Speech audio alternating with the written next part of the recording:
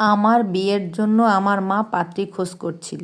মায়ের ইচ্ছে তার নিজের পছন্দ করা কোনো মেয়ের সাথেই আমার বিয়েটা দেবে, কিন্তু তা কী করে সম্ভব? আমি তো অলরেডি পছন্দ করেই বসে আছি একজনকে, তার প্রেমে হাবুডুবু খাচ্ছি। এদিকে বাড়িতে বলতেও পারছি না, বললেই তো আর রক্ষে নেই, একেবারে তুলকালাম কাণ্ড হবে। ভাবলাম থাক, না বলাই ভালো। এই মুহূর্তে তো আর বিয়ে করছি না, বিয়ে করতে মোটামুটি 1-1.5 বছর বাকি। সুযোগ বুঝে একদিন মাকে সব কথা বলা যাবে, সেটাই ভেবে রেখেছি। আমি তখন দিল্লিতে থাকতাম, একটা ভালো কোম্পানিতে জব করছি। মায়ের সাথে প্রতিদিনই ফোনে কথা হয়। ফোন করে সব কথা শেষে মা একটা কথাই বলবে, তোর বিয়েটা তাড়াতাড়ি দিতে হবে, ভালো মেয়ে আমি খুঁজছি, আমার পছন্দ করা মেয়ের সাথেই তোর বিয়ে দেব। আবার প্রেম ট্রেম করে রাখিসনি তো? কথাটা রোজ শুনতে শুনতে আমি ক্লান্ত, তাই আমিও সেই একই ডায়লগ দিয়ে বলি, মা তুমিও না, আমার ওপর কি একটুও বিশ্বাস নেই? তোমার পছন্দ করা মেয়েকেই আমি বিয়ে করব, চিন্তা করো না তুমি। একদিন সকালে ঘুম থেকে ওঠেন দেরিতে, 7 সকালে ফোন করে মা আমাকে বলল, তাড়াতাড়ি হোয়াটসঅ্যাপটা চেক কর, খুব আর্জেন্ট। ঘুম চোখেই মাকে বললাম, সকাল সকাল কী পেয়েছো বলো তো? আমার হোয়াটসঅ্যাপ চেক করতে যাবার কি হলো? আরে একটা মেয়ের ফটো পাঠিয়েছি, ফটোটা দেখ তোর পছন্দ হয় কি না। আমার তো খুব পছন্দ হয়েছে, ভাবছি ওই মেয়ের সাথেই তোর বিয়ে দেব। তুই কিন্তু না করতে পারবি না, আমি অনেক দেখে শুনে এই মেয়েটাকে পছন্দ করেছি। ছবিটা ভালো করে দেখে নিয়ে মাকে বললাম, তোমার যখন পছন্দ হয়েছে, আমি না বললেই কি তুমি আমার কথা শুনবে? তা কোথায় বাড়ি, কী করে, সব খুঁটিনাটি খোঁজখবর নিয়েছো তো? হ্যাঁ, সেসব নিয়ে তো বলছি। আমাদের বাড়ি থেকে 3 কিলোমিটার দূরেই মেয়েটির বাড়ি। যখন জিমে যেতাম তখন থেকেই পরিচয় হয়েছে। ও, তার মানে তুমি জিমে গিয়েও ঘটকালি করেছো? এবার বুঝতে পারছি কেন তোমাকে জিমে যেতে মানা করে দিয়েছে। এই তুই বকবক করিস না, আমি কি করব কি না করব তোকে বলতে হবে নাকি? তুই ফোনটা এখন রাখ। কথাগুলো বলেই মা ফোনটা কেটে দিল। আমিও আর হেসে থাকতে পারলাম না। আমাদের বাড়িতে আছে বলতে মা আর বাবা। আমি আমার বাবা মায়ের একমাত্র ছেলে, কর্মসূত্রে বাইরে থাকি। মা নিজের শরীর স্বাস্থ্যের দিকে একদম নজর দেয় না। চেহারাটা বেশ ভারী হয়ে যাচ্ছিল আগের থেকে। নিজের খাওয়া দাওয়ার ব্যাপারে কোনো কন্ট্রোল নেই। বাবা বললেও বাবার কথা তো শোনেই না। মা আসলে নিজের বাড়িতে নিজেই হোম মিনিস্টার। ডাক্তার তো বলেই দিয়েছেন প্রতিদিন 1 ঘন্টা করে হাঁটতে, কিন্তু কে শোনে কার কথা?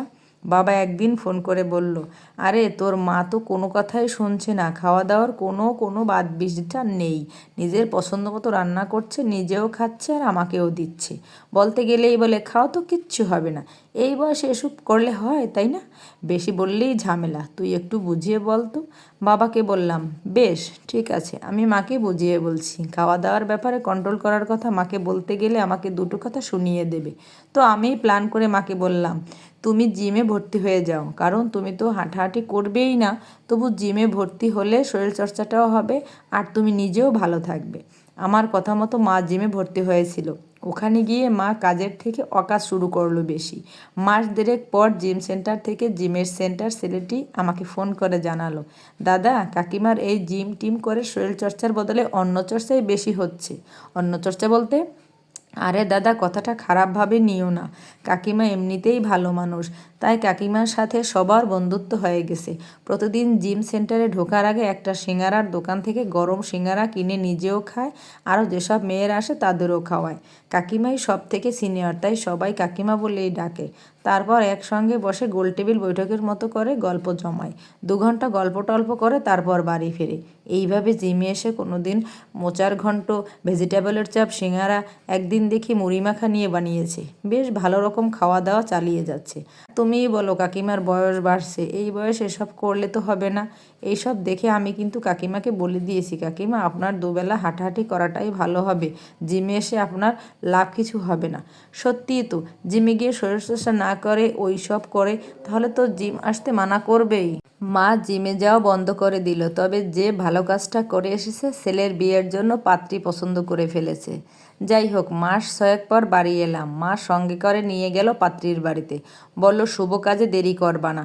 অবশেষে মায়ের পছন্দ করা পাত্রী তমালির সাথেই আমার বিয়ে হয়ে গেল। বিয়ের কিছুদিন পর ট্রান্সফার হয়ে আমি কলকাতার অফিসে জয়েন করলাম। তবে তমালির সাথে আমার মায়ের খুব ভালো সম্পর্ক, একেবারে দুই বন্ধু যেন। বিয়ের আগে থেকেই তো পরিচয় তমালির সাথে, মানে জিমে গিয়ে। আর হবেই না কেন, দুজনেই খাদ্যরসিক। তমালি যেটা সব থেকে ভালো পারে সেটা হলো সুন্দর সুন্দর রেসিপি বানানো। রান্না করার ব্যাপারে এক্সপার্ট তমালি, আর সেটা মায়েরও পছন্দ।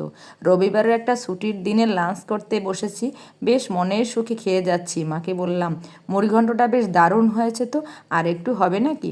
মা হেসে বলল, কে বানিয়েছে দেখতে হবে তো। মায়ের পছন্দ করা মেয়েকে বিয়ে করেছিস বলে আজ এত ভালো ভালো রান্না খেতে পাচ্ছিস। মায়ের পছন্দ কখনো খারাপ হয় রে?